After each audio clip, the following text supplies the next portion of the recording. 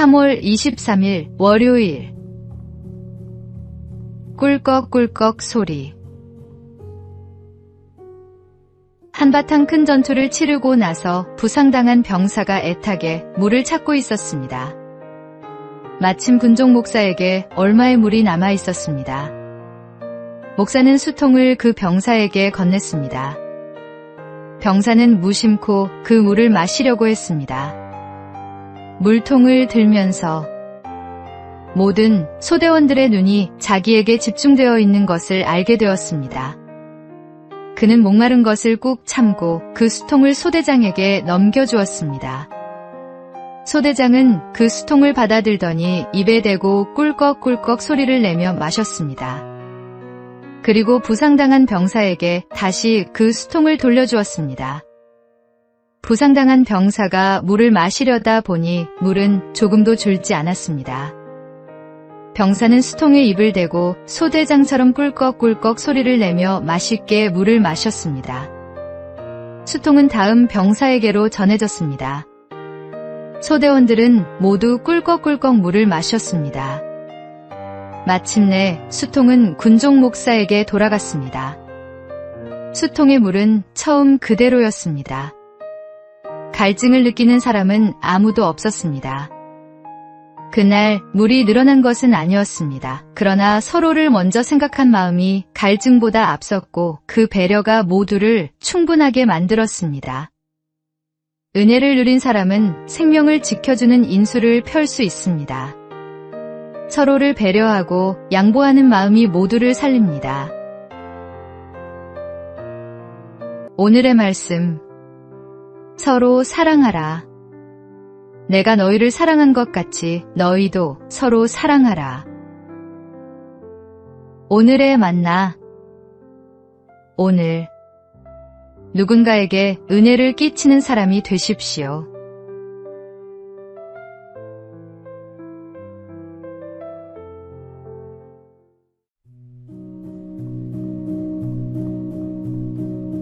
(3월 24일) 화요일. 행동하는 한 사람. 어느 아파트 단지에 늘 같은 문제가 있었습니다.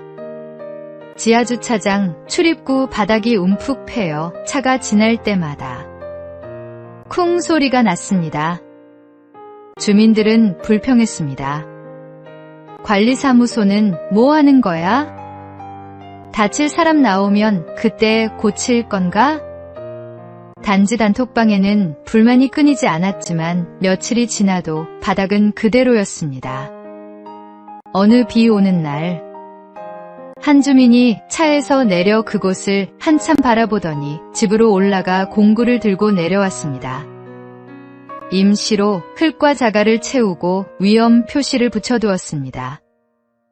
완벽한 수리는 아니었지만 그날 이후 사고는 나지 않았습니다. 그는 아무 말도 남기지 않고 조용히 집으로 돌아갔습니다.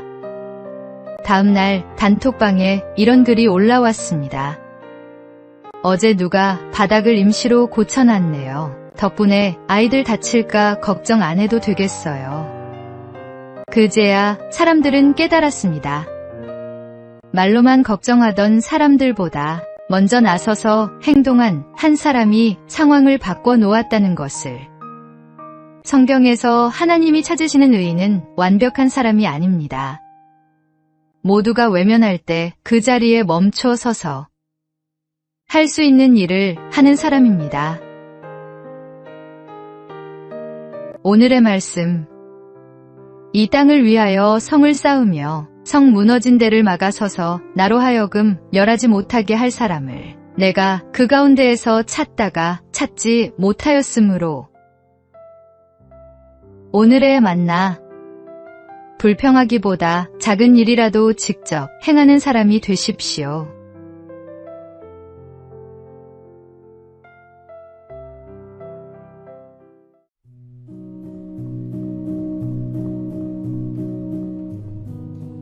(3월 25일) 수요일. 육체의 풍년, 영혼의 흉년. 요즘 우리 사회는 먹을 것이 넘쳐납니다. 음식에 대한 경외감이 사라지면서 우리는 음식을 절제하지 못하고 마구 먹게 됐습니다. 현대인들의 육체는 온갖 달콤하고 기름진 음식에 길들여졌고 이로 인해 육체는 풍년을 맞은 듯합니다. 그러나 영혼은 어떨까요? 영혼은 더욱 곤고하고 황폐합니다. 흉년입니다.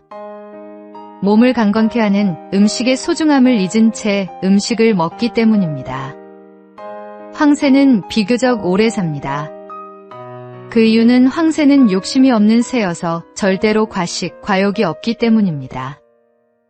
먹이를 아무리 줘도 필요한 양만큼 먹고는 그 이상은 안 먹는다고 합니다. 식사 절제는 사람에게도 장수의 조건이 됩니다. 경건 생활에서도 이렇게 절제하는 것은 중요합니다. 이스라엘 백성들이 광야 생활을 할 때도 이러한 절제 속에서 아름답게 살아갔습니다. 우리는 좀 적게 먹고 말씀과 기도로 영혼의 생명을 더욱 풍부하게 해야 합니다.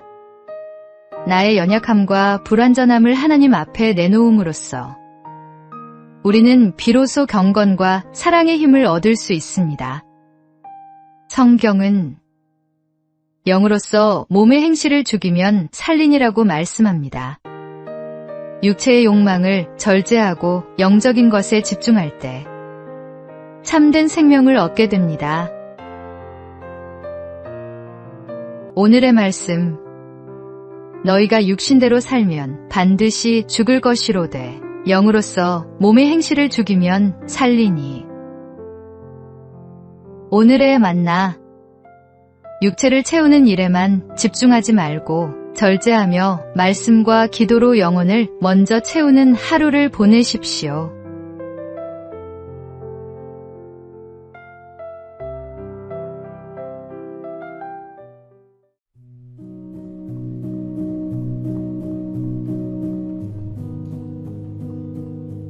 (3월 26일) 목요일. 작은 새를 품듯. 어떤 젊은 여인이 전도사에게 완전한 헌신에 대해 이야기했습니다. 저는 도저히 저 자신을 주님께 온전히 드릴 수가 없어요. 혹시 제가 원하지 않는 너무 힘든 선교지로 보내실까 두려워요. 전도사가 조용히 말했습니다. 어느 추운 겨울 아침, 반쯤 얼어붙은 작은 새 한 마리가 당신의 창문을 두드리고 있다고 생각해 보세요. 그 작은 새가 당신에게 자신을 맡기고 먹이와 따뜻함과 보호를 기대하며 당신의 손 안으로 들어온다면 당신은 그 새를 해치겠습니까? 아니면 품에 안아 살려주겠습니까? 그 말을 듣는 순간 그녀의 두 눈에 이해의 빛이 스쳤습니다. 헌신이 두려운 이유는 주님을 몰라서가 아니라 주님의 마음을 아직 다 알지 못해서일지도 모릅니다. 우리가 작은 새 한 마리도 품에 안아 따뜻하게 보살피려 하는데 하물며 우리를 사랑하시는 하나님께서야 얼마나 더 우리를 귀하게 여기시겠습니까? 하나님께 자신을 온전히 맡기는 것은 두려움이 아니라 가장 안전한 선택입니다. 주님께서는 우리를 해치려 하시는 것이 아니라 가장 좋은 길로 인도하시기 때문입니다. 성경은 너희 몸을 하나님이 기뻐하시는 거룩한 산 제물로 드리라고 말씀합니다. 주님의 사랑을 신뢰하고 온전히 자신을 맡기십시오. 오늘의 말씀. 그러므로 형제들아 내가 하나님의 모든 자비하심으로 너희를 권하노니 너희 몸을 하나님이 기뻐하시는 거룩한 산 제물로 드리라. 오늘의 만나. 하나님께 자신을 맡기는 것이 두렵다면 그분의 사랑을 더 깊이 묵상하십시오. 주님은 우리를 가장 선한 길로 인도하십니다.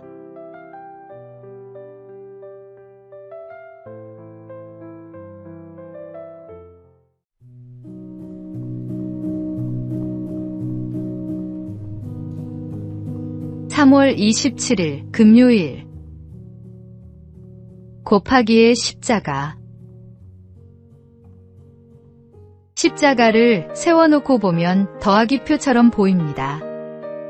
그러나 십자가를 등에 지면 그것은 곱하기 표가 됩니다. 100만 원에 100만 원을 더하면 200만 원이 되지만 100만 원에 100만 원을 곱하면 상상할 수 없는 값이 됩니다. 신앙도 마찬가지입니다. 이해타산으로 계산하는 더하기의 신앙은 한계를 가지지만 자신을 내어놓는 곱하기의 신앙은 열매를 낳습니다. 이해타산적인 사람은 희생의 십자가를 지지 않습니다. 그러나 곱하기의 십자가를 지는 사람은 옛사람과 구습을 못 박는 십자가를 집니다. 주님께서 죄인된 나를 위해 십자가를 지실 때 죄인된 나는 이미 그분 안에서 죽었습니다. 이제 우리가 져야 할 십자가는 많은 열매를 맺기 위해 땅에 떨어져 죽는 밀알의 십자가입니다. 사명의 십자가입니다. 남을 살리기 위해 고난과 수치를 영광으로 여기는 사람. 그가 사명의 십자가를 지는 사람입니다. 그로 인해 수많은 영혼이 생명을 얻습니다. 건강한 그리스도인은 바로 이 사명의 십자가를 지고 곱하기의 기적을 삶으로 이루어 갑니다. 예수님은 한 알의 밀이 땅에 떨어져 죽으면 많은 열매를 맺는다고 말씀하셨습니다. 오늘의 말씀. 내가 진실로 진실로 너희에게 이르노니 한 알의 밀이 땅에 떨어져 죽지 아니하면 한 알 그대로 있고 죽으면 많은 열매를 맺느니라. 오늘의 만나. 이해타산의 더하기 신앙이 아니라 자신을 내어놓는 곱하기 신앙으로 많은 열매를 맺는 삶을 살아가십시오.